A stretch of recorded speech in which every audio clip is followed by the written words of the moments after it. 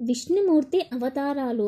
పురాణాల ప్రకారం ఈ లోకంలో ధర్మం నశించినప్పుడు ఈ లోకంలో ధర్మాన్ని కాపాడడానికి సాక్షాత్తు త్రిమూర్తులలో ఒకరైన విష్ణుమూర్తి వివిధ అవతారాలు ఎత్తి ధర్మాన్ని కాపాడుతూ ఉన్నాడు. ఈ విధంగా ఒక్కో యుగంలో ఒక్కొక్క అవతారాన్ని ఎత్తాడు. ఇప్పుడు విష్ణుమూర్తి యొక్క దశావతారాల గురించి తెలుసుకుందాం. మొదటిది మత్స్యావతారం. మత్స్యావతారంలో విష్ణువు ఈ ప్రపంచంలో ఒక చేపల అవతారం ఎత్తాడు. వేదాల్ని దొంగలించిన సోమకుడు అనే రాక్షసుని వధించాడు. 7 రోజుల్లో ప్రపంచం భారీ వరదలతో అంతమవుతుందని విష్ణువు అంచనా వేశాడు. అప్పుడు ఈ వేదాలని తీసుకుని కొన్ని సంవత్సరముల పాటు కఠోర తపస్సు చేస్తున్న సత్యవ్రతుడు అనే రాజుకు విష్ణుమూర్తి దర్శనమిచ్చాడు. ఈ ప్రపంచం 7 రోజులలో అంతమవుతుందని ఆ రాజుకు చెప్పి ఒక పెద్ద పడవను నిర్మించి 7 ఋషులు అన్ని మొక్కల విత్తనాలని ప్రతి జీవి యొక్క బీజాలని తీసుకుని వెళ్ళమని రాజును అభ్యర్థించాడు. రాజు విష్ణుమూర్తి సహాయంతో పడవని అందులోని జీవాలన్నింటినీ తీసుకుని హిమవాన్ పర్వతానికి వెళతాడు. వరద ముగిసే వరకు కూడా అక్కడే ఉంటాడు. ఆ తరువాత సత్యవ్రతుడు కొత్త యుగానికి సంతానోత్పత్తి ప్రారంభించాడు. ఈ యుగంలో సత్యవ్రతుడు మనువుగా పేరొందుతాడు. రెండవది కూర్మావతారం అనగా తాబేలు. దేవతలు మరియు రాక్షసులు మందర పర్వతంను కవ్వంగా చేసుకుని వాసుకి సర్పాన్ని ఉపయోగించి సముద్ర మదనం చేస్తున్న సమయంలో కవ్వంగా ఉన్న మందర పర్వతం సముద్రంలో మునిగిపోతుంది. ఆ సమయంలో విష్ణు భగవానుడు కూర్మావతారం ఎత్తి మందర పర్వతం కింద ఆసరాగా ఉంటాడు.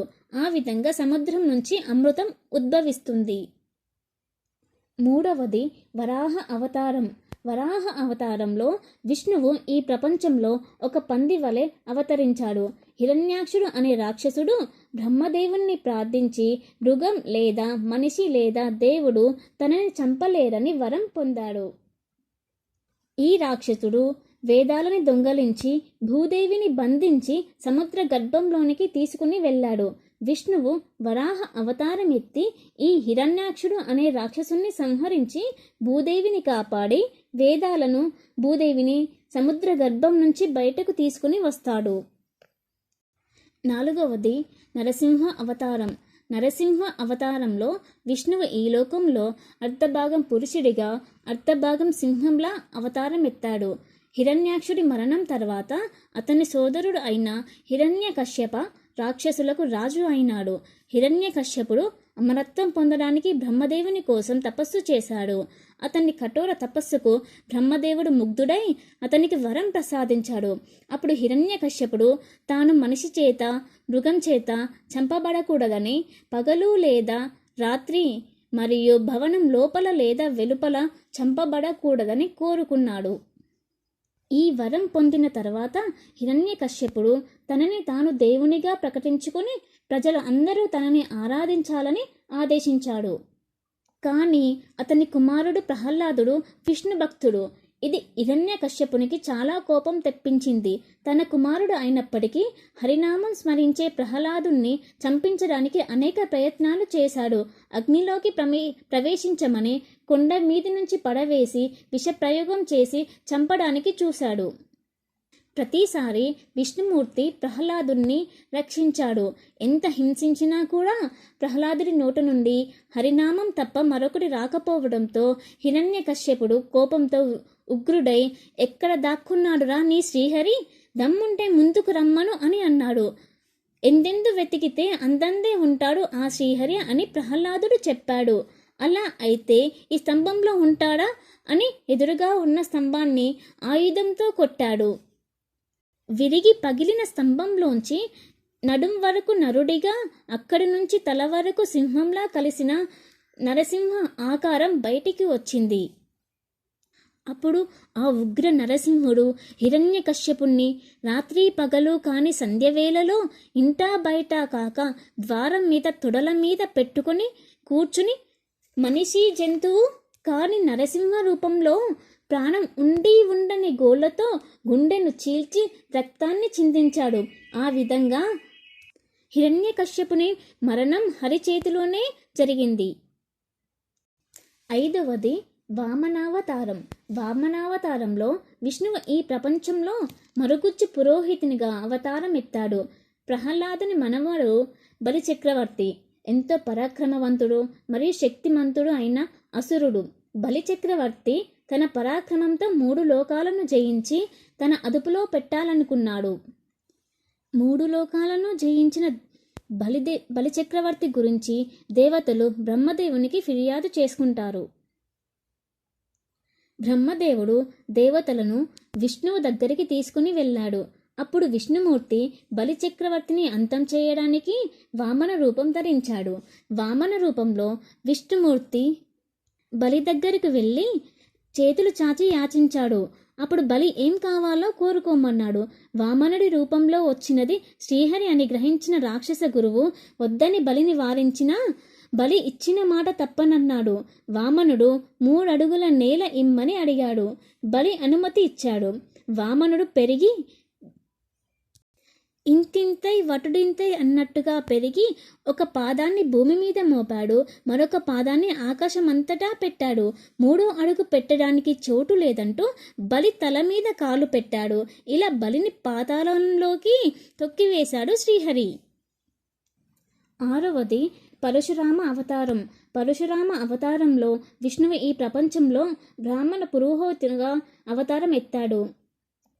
పరశురాముడు భృగు వంశానికి చెందినవాడు. ఈ లోకంలో బ్రాహ్మణులను అణచివేస్తున్న క్షత్రియులందరిపైన ప్రతీకారము తీర్చుకోవడానికి పరశురామ అవతారం ఎత్తాడు. జమదగ్ని మరియు రేణుకల సంతానం ఈ పరశురాముడు.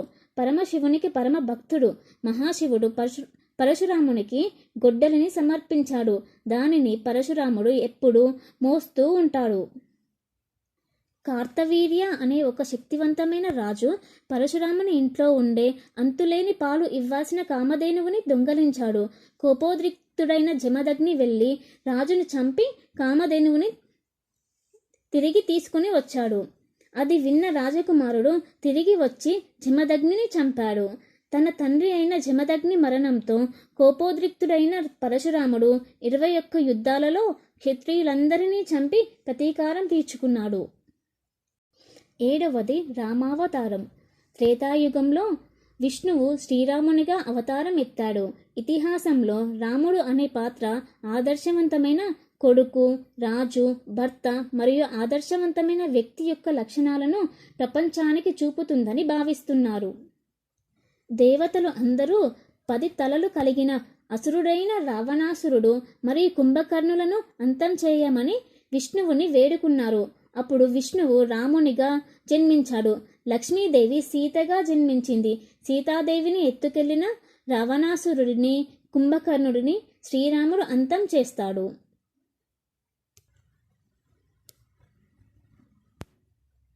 8వది కృష్ణావతారం. ద్వాపర యుగంలో అధర్మ ప్రవృత్తులైన రాజుల వల్ల భూమి యొక్క భారం పెరగడం వల్ల భూదేవి కోరిక మేరకు విష్ణు భగవానుడు శ్రీకృష్ణుడిగా జన్మించాడు.